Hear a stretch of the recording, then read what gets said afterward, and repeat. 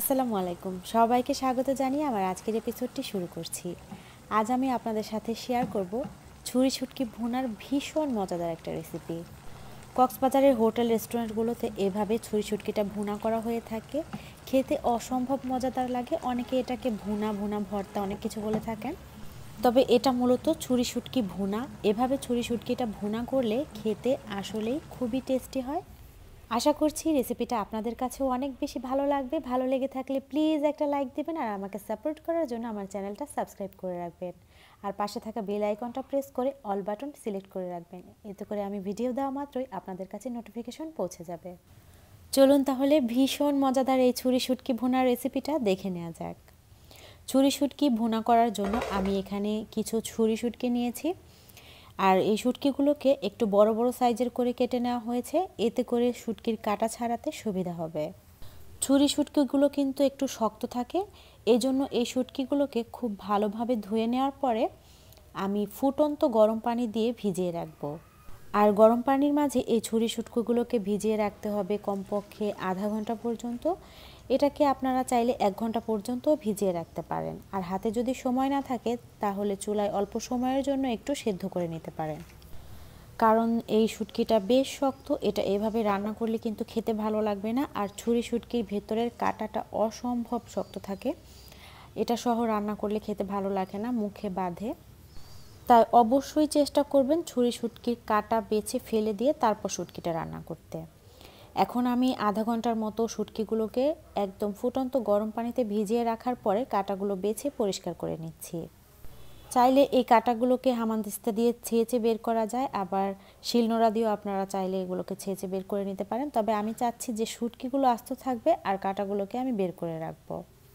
এই কারণে আমি হাত দিয়ে কাঁটাগুলোকে বেছে নিচ্ছি। খুব বেশি সময় লাগে না এই কাঁটাগুলোকে বেছে নিতে, যদি কিনা শুটকিটা খুব ভালোভাবে একটু ভিজে যায়। দেখতে পাচ্ছেন লম্বা লম্বাভাবে শুটকিগুলো উঠে আসছে কাঁটার গা থেকে, আর কাঁটাটাকে আলাদা করে আমি সরিয়ে রেখে দিচ্ছি। ছুরি শুটকিতে মূলত মাঝের এই কাঁটাটা থাকে, আর সাইডেও যে কাঁটাগুলো থাকে সেগুলো বেশ শক্ত থাকে। চাইলে সাইডের কাঁটাগুলো না ছাড়ালেও হয়। দেখুন এই যে এরকম করে শুটকিগুলোকে আমি নিয়েছি। এখন কেউ চাইলে এগুলোকে ছোট ছোট করে কেটে নিতে পারেন, আবার একটু ছেঁচেও নিতে পারেন, কিন্তু আমি এভাবে আস্ত আস্ত রেখে এই শুটকিটাকে রান্না করব, এটা খেতে বেশি ভালো লাগবে। এখন কাঁটা ছাড়ানো এই শুটকিগুলোকে আমি কয়েকবার করে গরম পানি দিয়ে ভালো করে আবারও ধুয়ে নেব।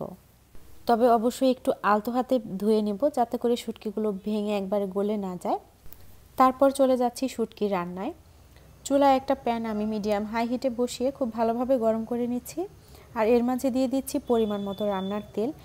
আমি এখানে 1 কাপ শুটকি রান্নার জন্য তেল নিচ্ছি প্রায় হাফ কাপেরও বেশি। শুটকি ভুনায় তেলের পরিমাণ একটু বেশি হলেই খেতে ভালো লাগে। তারপর এর মাঝে দিয়ে দিচ্ছি হাফ কাপ রসুন কুচি আর 1 কাপ পরিমাণ পেঁয়াজ কুচি। আর এই পেঁয়াজ রসুনের সাথে সাথে আমি দিয়ে দিচ্ছি সেই ধুয়ে রাখা আমার শুটকিগুলো, যেগুলোকে আমি পরিষ্কার করে রেখেছিলাম। এগুলোকে আবার খুব ভালোভাবে ধুয়ে নিয়েছি, দেখতে পাচ্ছেন একদম ঝকঝকে হয়ে গিয়েছে শুটকিগুলো। আর সব কিছু পরিষ্কার করার পরে আমার এখানে 1 কাপের মতো শুটকি হয়েছে। এখন শুটকি পেঁয়াজ রসুনগুলোকে আমি তেলের মাঝে নেড়েচেড়ে কিছুক্ষণ ভেজে নিচ্ছি। এর মাঝে কিছুক্ষণ নাড়াচাড়া করে ভাজা হয়ে যাওয়ার পরে আমি দিয়ে দিচ্ছি স্বাদ মতো লবণ। আমি এখানে 1.5 চা চামচের মতো লবণ দিয়ে দিচ্ছি। আর শুটকি পেঁয়াজ রসুন কুচিগুলোকে নেড়েচেড়ে ভেজে নিতে হবে যতক্ষণ না পর্যন্ত এগুলো বাদামি বর্ণ ধারণ করতে শুরু করে, ততক্ষণ পর্যন্ত। এখন এই শুটকিগুলো মোটামুটি রং ধরতে শুরু করেছে, এগুলোকে আরও কিছুক্ষণ ভেজে নিচ্ছি আমি। যখন একটু মোটামুটি বাদামি বর্ণ হয়ে এসেছে তখন আমি এর মাঝে দিয়ে দিচ্ছি স্বাদ মতো লাল মরিচের গুঁড়া। লাল মরিচের গুঁড়া আমি এখানে 3 চা চামচ ব্যবহার করছি। আপনারা আপনাদের মরিচের গুঁড়ার ঝাল পরিমাপটা বুঝে দিয়ে নেবেন। আর শুটকি এই ভুনাতে কিন্তু হলুদের গুঁড়াটা সম্পূর্ণই অপশনাল, চাইলে আপনারা নাও দিতে পারেন আবার দিতেও পারেন। আমি সামান্য পরিমাণ হলুদের গুঁড়া, জিরার গুঁড়া আর ধনের গুঁড়া দিয়ে দিচ্ছি। সব কিছুই এখানে আমি আধা চা চামচ করে দিয়েছি। আদা বাটাও এখানে আমি আধা চা চামচ দিলাম।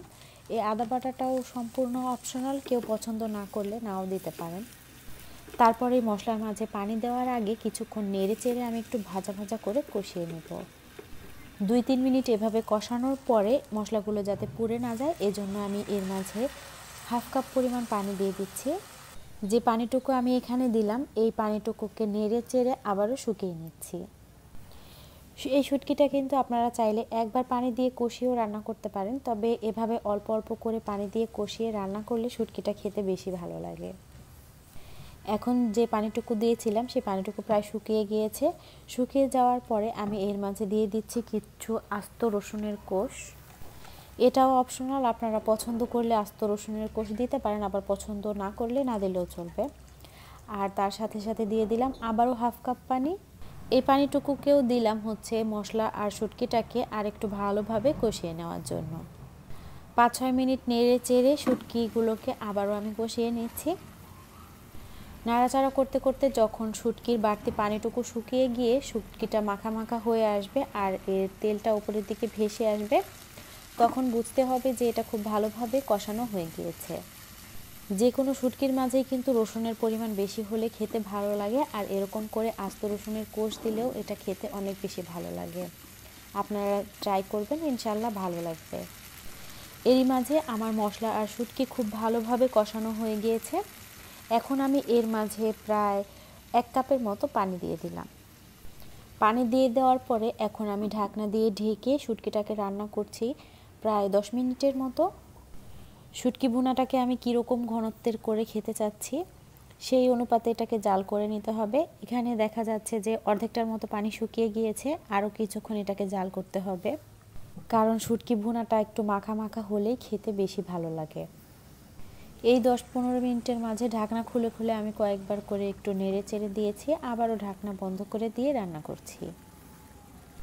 এখন আমার এই শুটকিগুলো প্রায় অনেকটাই মাখা মাখা হয়ে গিয়েছে। রান্নার একদম শেষ পর্যায়ে আমি এর মাঝে দিয়ে দিচ্ছি 4-5টা আস্ত কাঁচামরিচ। কাঁচামরিচটাও শুটকির ভুনাতে অপশনাল, আপনারা মন চাইলে দিতে পারেন, আবার নাও দিতে পারেন। আমার কাছে কাঁচামরিচের ফ্লেভারটা ভালো লাগে তাই আমি দিয়েছি। আর এই গন্ধটা শুটকির মাঝে খুব ভালোভাবে ছড়িয়ে পড়ার জন্য আমি ঢাকনা দিয়ে কিছুক্ষণ ঢেকে রেখে দিচ্ছি। আর শুটকি কাটা বাছা করার পরে কিন্তু হাতে একটা কটু গন্ধ থাকে, এই গন্ধটাকে খুব সহজে দূর করে ফেলার জন্য হাতের মাঝে একটু সরিষার তেল মেখে তারপরে হাত খুব ভালোভাবে হ্যান্ড ওয়াশ দিয়ে ধুয়ে নিলেই হাত থেকে গন্ধটা চলে যাবে। এখন কাঁচামরিচ দেওয়ার পরে আরও 3-4 মিনিট শুটকিটাকে আমি জাল করে নিয়েছি। এরপরে ঢাকনা খুলে দেখতে পাচ্ছি যে শুটকি ভুনার তেল একদম উপরে ভেসে এসেছে, দেখতেই বোঝা যাচ্ছে যে এটা একদম কমপ্লিট হয়ে গিয়েছে। খুবই ইয়াম্মি দেখাচ্ছে। আর শুটকি ভুনাটা কিন্তু ঝাল ঝাল হলে খেতে বেশি ভালো লাগে। আপনারা চেষ্টা করবেন একটু ঝাল ঝাল করেই রান্না করতে, যে যেরকম ঝাল খান আর কি। আর এরকম আস্ত রসুনের কোষ দিলেও খেতে অনেক ভালো লাগে। খুবই মজাদার হয়েছে এই ছুরি শুটকি ভুনাটা। আপনারা চাইলে যে কোনো শুটকি এভাবে ভুনা করতে পারেন, খেতে অনেক বেশি ভালো লাগবে। যারা নতুন শুটকি রান্না করছেন তারা একদম আমার উপর ভরসা রেখে এই শুটকি ভুনা রেসিপিটা ট্রাই করতে পারেন, ইনশাআল্লাহ অনেক বেশি ভালো লাগবে আর আপনার বাসার লোকজনও খুব বেশি পছন্দ করবে। এতক্ষণ আমার ভিডিওটা না টেনে দেখার জন্য অসংখ্য ধন্যবাদ। আশা করছি আমার এই রেসিপিটা আপনাদের কাছে অনেক বেশি ভালো লেগেছে। ভালো লেগে থাকলে প্লিজ একটা লাইক দেবেন আর কমেন্ট করে আপনাদের মূল্যবান মতামত জানাবেন। আর আমার ভিডিওগুলো নিয়মিত দেখতে চাইলে অবশ্যই আমার চ্যানেলটা সাবস্ক্রাইব করে রাখবেন, পাশে থাকা বেল আইকনটা প্রেস করে অল বাটন সিলেক্ট করে রাখবেন। আমার ভিডিওগুলো ফেসবুক পেজে দেখতে চাইলে ডেসক্রিপশন বক্সে দেওয়া লিঙ্ক থেকে আমার ফেসবুক পেজটা ফলো দিয়ে রাখবেন। আমার আজকের ভিডিওটা এখানেই শেষ করছি। দেখা হবে ইনশাআল্লাহ পরবর্তী এপিসোডে অন্য কোনো আয়োজন নিয়ে। সে পর্যন্ত ভালো থাকবেন সবাই, আমাদের জন্য অনেক বেশি দোয়া করবেন। আল্লাহ হাফেজ।